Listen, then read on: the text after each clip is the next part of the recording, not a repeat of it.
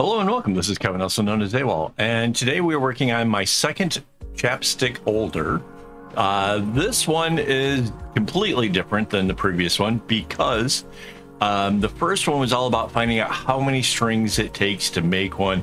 This one, since I already know that number, I needed to figure out how to do it. So 42 strings work with the string that I'm getting. Now, mind you, you need to make that first one yourself, so that way you know with the string that you're using. Unless you're getting the string from AliExpress like I do, there's a chance that it will be a different size, and so don't go off the number 42. But 42 was feeling kind of like not a great number at first.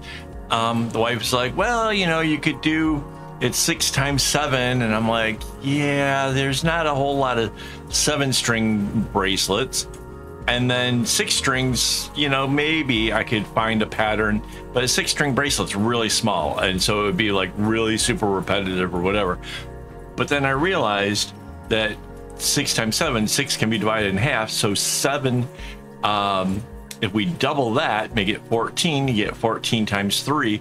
Like, wow, there's definitely got to be some patterns out there that are kind of nice at 14. Now, I don't remember what the pattern number was that I chose, but I found one. I thought it was interesting, ran with it. So I had to build a template from scratch, right? And so I worked out this bracelet here, right? So that way this here was the 14 strings. And then I started adding, so this is, I got the strings folded in half. I feed it up underneath, pull it through the loop. It's called a lark's head. This is how I get the flat side. Now I had to make a template from scratch, right? Because I can't just kind of look at the pattern and just know how everything goes together. I need to know what order the strings go in. I need to know which colors come in at where to be able to pull this off. So that's the whole thing. Like, now that I have this template, you could be like, hey, AWOL, can I get a chapstick holder? I'm willing to pay, you know, something reasonable. I don't know what that would be, but because I have the template now, I'd be like, sure, let's do that because I can.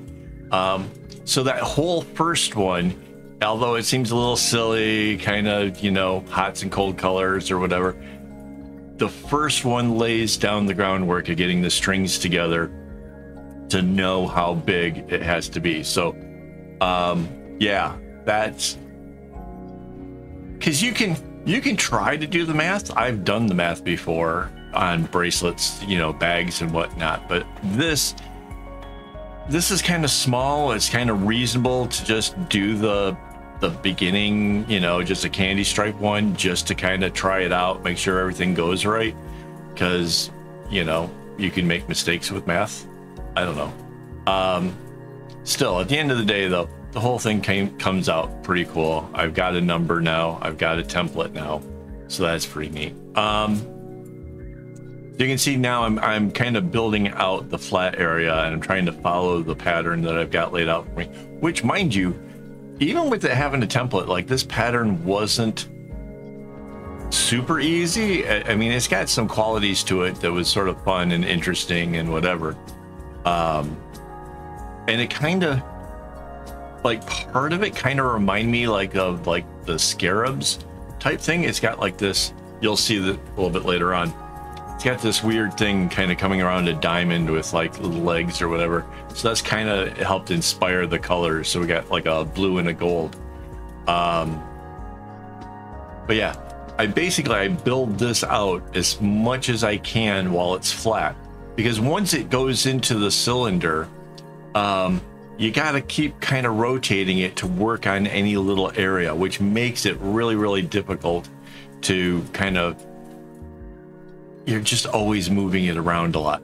So, and oddly enough, I had somebody telling me like, oh, tape works the best for me. Tape is the way to, yeah, tape is great if you're just doing basic small bracelets. But if you want to get into bigger projects, you want to do some cooler stuff, I would even guess that even when you start to get up to like 20 strings or more, you're really gonna not want that. You're gonna want the clips to hold it, because you might even need more than one clip.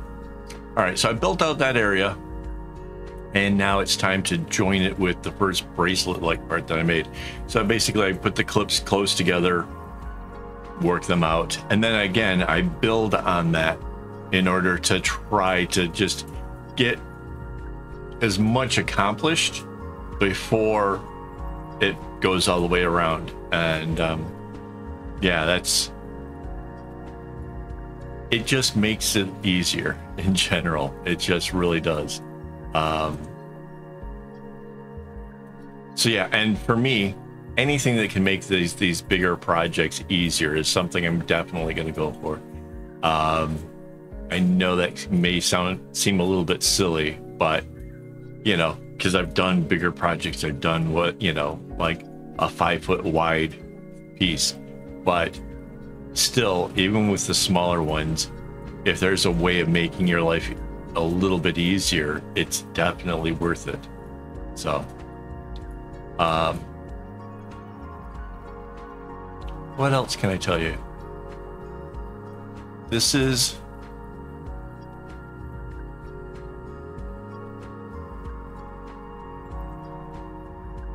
I don't think I made too many mistakes in doing this, if any at all, but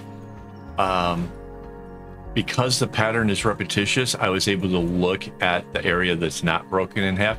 Again, this becomes a three-dimensional object. It becomes a whole cylinder, which is really hard to depict on paper. So there were times where I was looking more at the middle of it as opposed to at the edges, because at the edges it wraps around to the other side, right? So there were definitely elements in here where I was definitely questioning, was I on the right track? Were things going the way it was supposed to? But yeah, it worked out. It just took a little bit of some doings. So, and I didn't record all of it. It's like, I think I recorded a lot more of the first holder. This one, I figure it's kind of the same thing. So if you're trying to figure out how to do it or whatever, you'd probably watch the first one. This is more about like creating patterns, creating a template, working the whole process. Yeah. So yeah, this is that Scarabee thing. Like you can see the two ends at the top of the diamond, and then like it's got the same thing down at the bottom of it.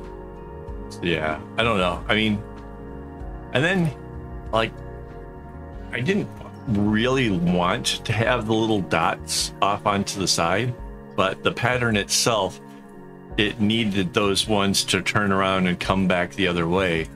And so they couldn't just join to make small diamonds or do something else different. It kind of needed to be what it is, like the little dots, which is, it's fine. It kind of makes it a little interesting. It's a little bit something to look at, but it wasn't my first choice. It really came down to that's what was needed in order to make this all happen. So now that I got kind of down a ways, it's time to join it up, make it a cylinder. Now I wasn't, I didn't like start the cylinder around the actual chapstick thing. I started it nice and flat and got it, you know, close together and whatever.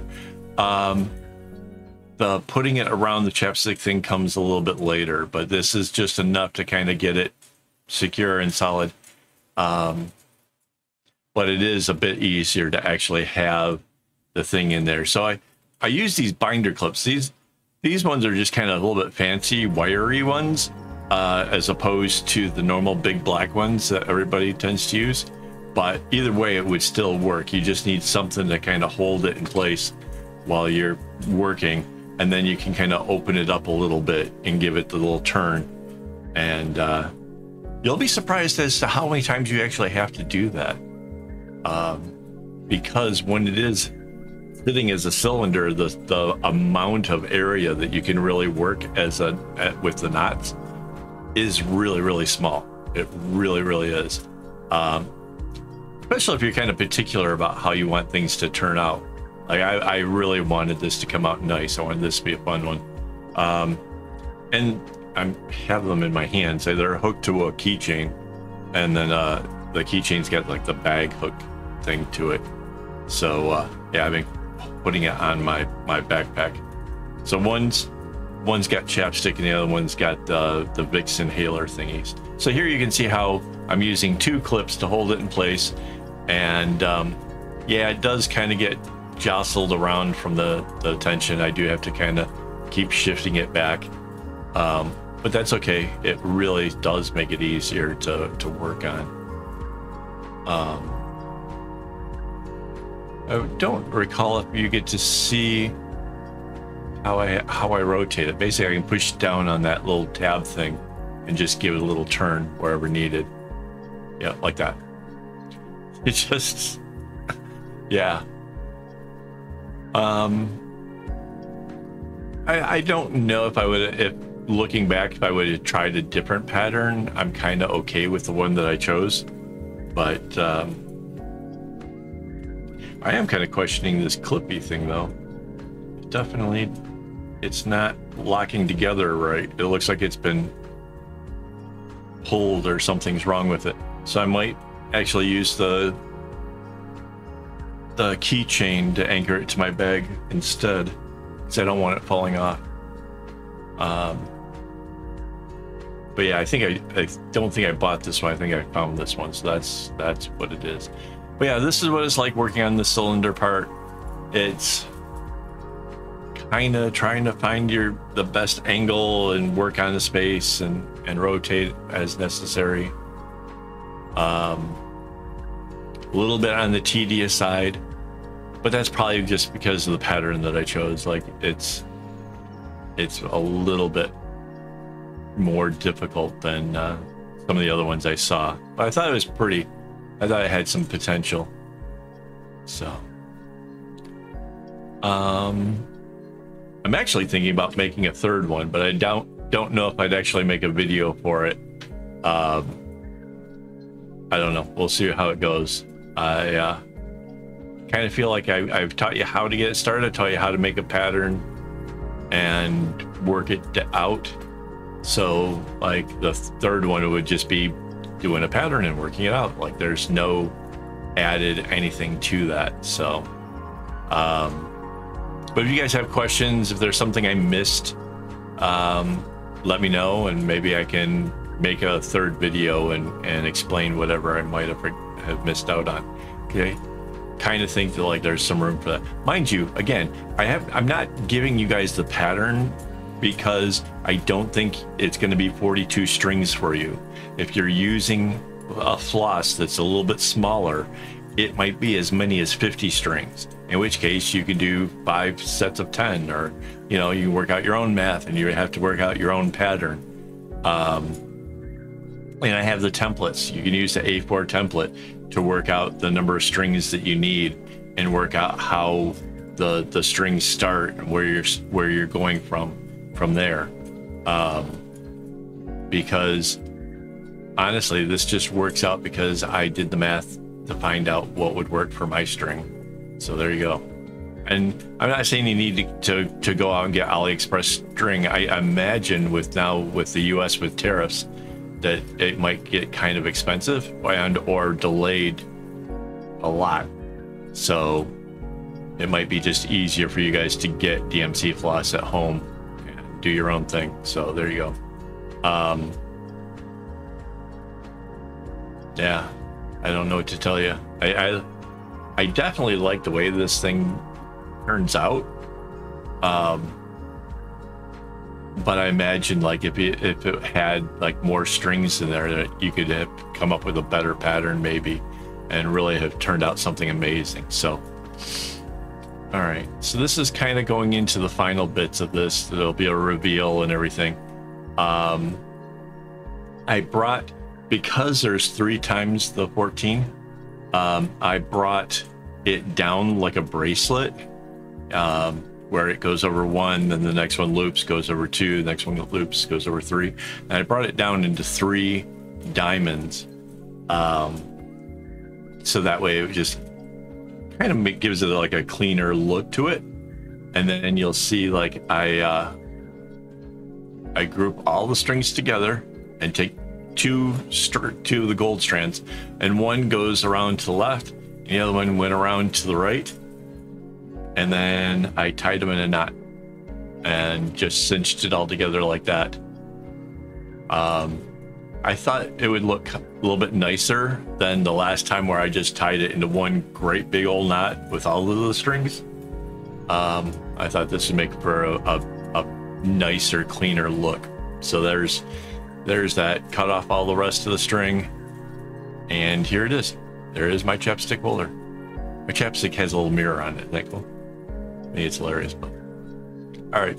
Have a good one, and as always, don't get your strings in a bunch.